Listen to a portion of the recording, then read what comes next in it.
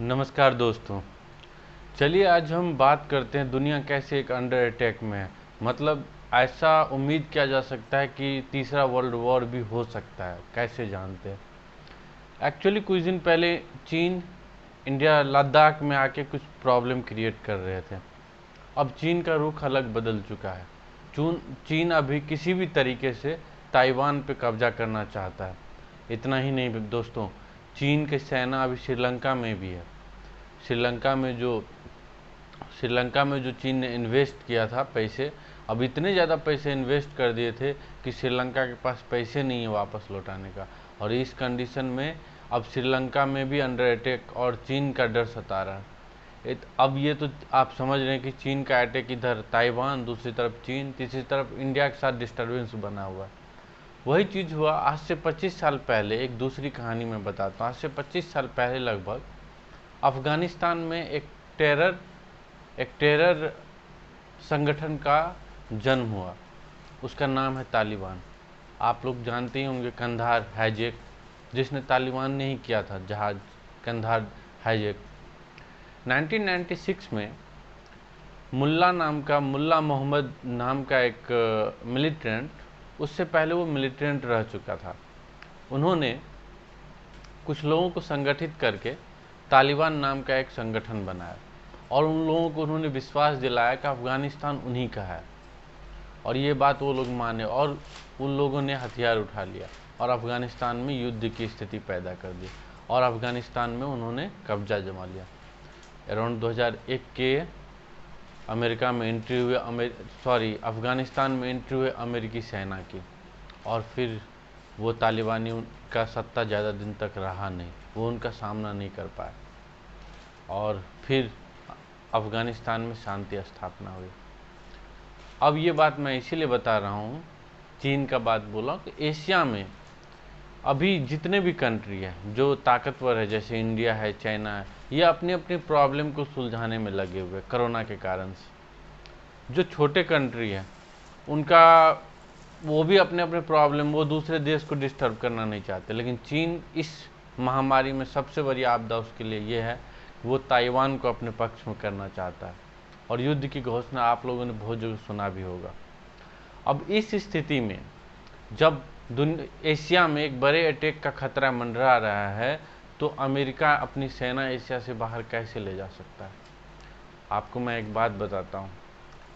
Joe Biden democratic party का राष्ट्रपति है अमेरिका में, इनका एक अलग से ही मुद्दा रहता है, देश में शांति फैली रहे, ताकि एक डर का माहौल बना रहे। आपको मैं बता दूं,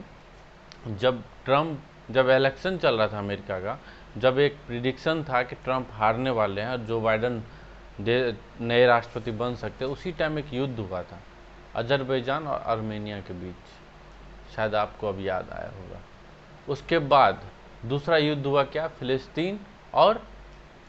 फिलिस्तीन और किसके बीच हुआ था, आपको पता ही है। ठीक है। और अभी देखिए किस तरह से चल रहा है माहौल।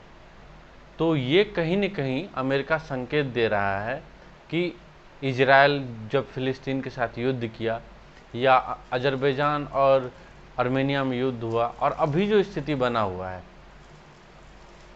अफगानिस्तान में, जहां तालिबान किसी भी तरह से अफगानिस्तान में कब्जा करना चाहता है, तो कहीं न कहीं एक डर का माहौल एशिया में बना हुआ है।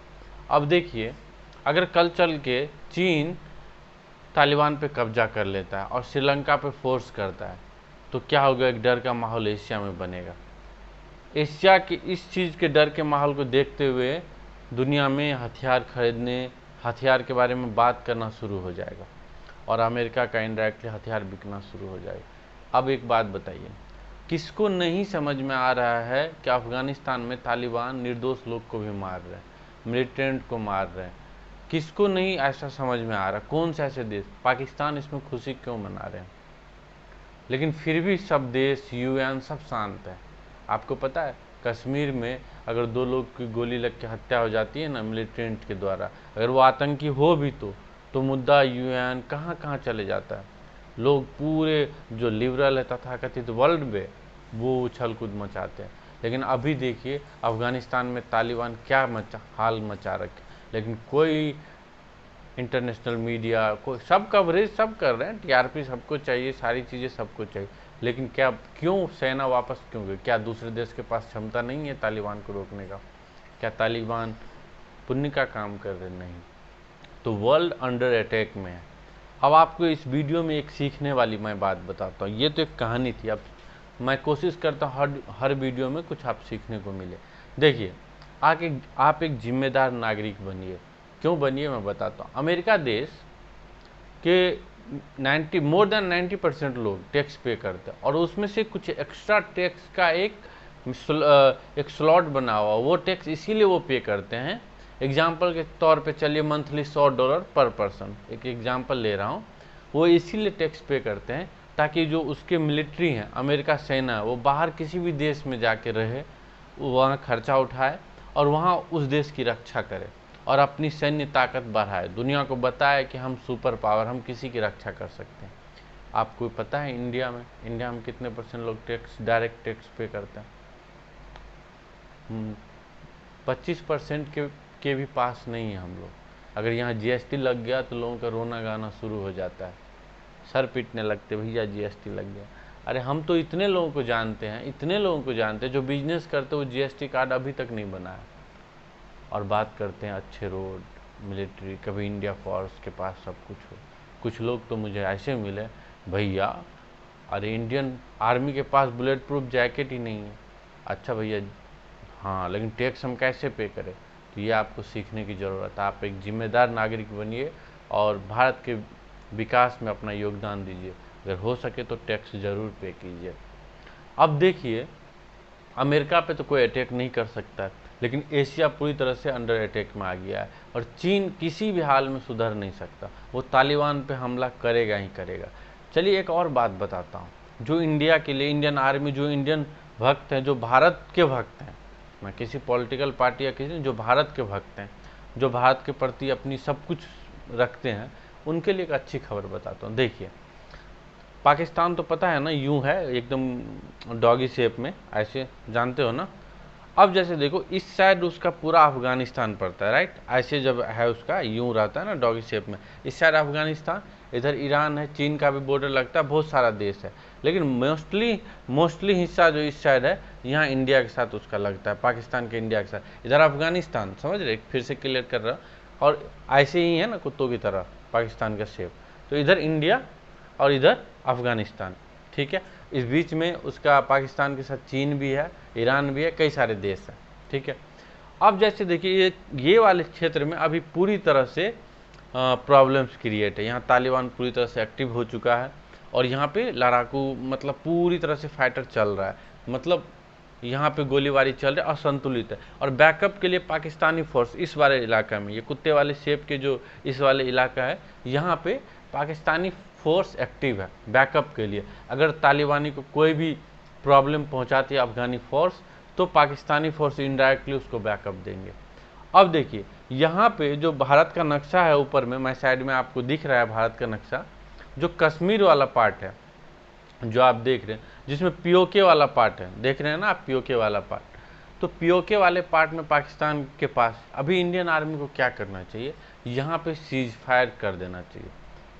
सच्ची बता रहा हूँ, पाकिस्तान के पानी पानी हो जाएगा, पता है ना कहाँ से पानी पानी हो जाएगा, ये स्थिति हो जाएगी उसकी। अगर यहाँ से सीज फायर हो गया ना, तो पाकिस्तान जो कुत्तों वाली शेप है ना, इस साइड से तो अंडर अटैक चल ही रहा है तालिबानों का अफगानिस्तान के साथ, और उधर से अफगानिस्तान आर्मी भी उसको जवाब दे रही है अपनी पूरी ताकत से।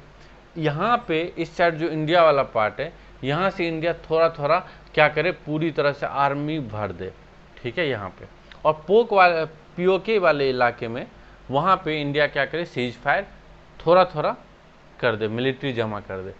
देखिए पाकिस्तान का क्या हाल होता है। और इस तरह से आप पाकिस्तान को फोर्स करते हैं, और अगर चीन इधर से अटैक करता है ताइवान पे, तो आप पीओके पे हमला कर सकते हैं।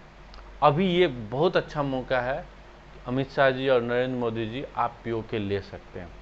थोड़ा सा वेट कीजिए तब तक जब तक चीन ताइवान पे हमला नहीं करता। अगर चीन ताइवान पे हमला करता है ना, तो चीन में इस हमले के बाद ना श्रीलंका में भी एक आक्रोश बढ़ेगा, क्योंकि श्रीलंका में चीनी सेना ऑलरेडी है, आपको पता ही है।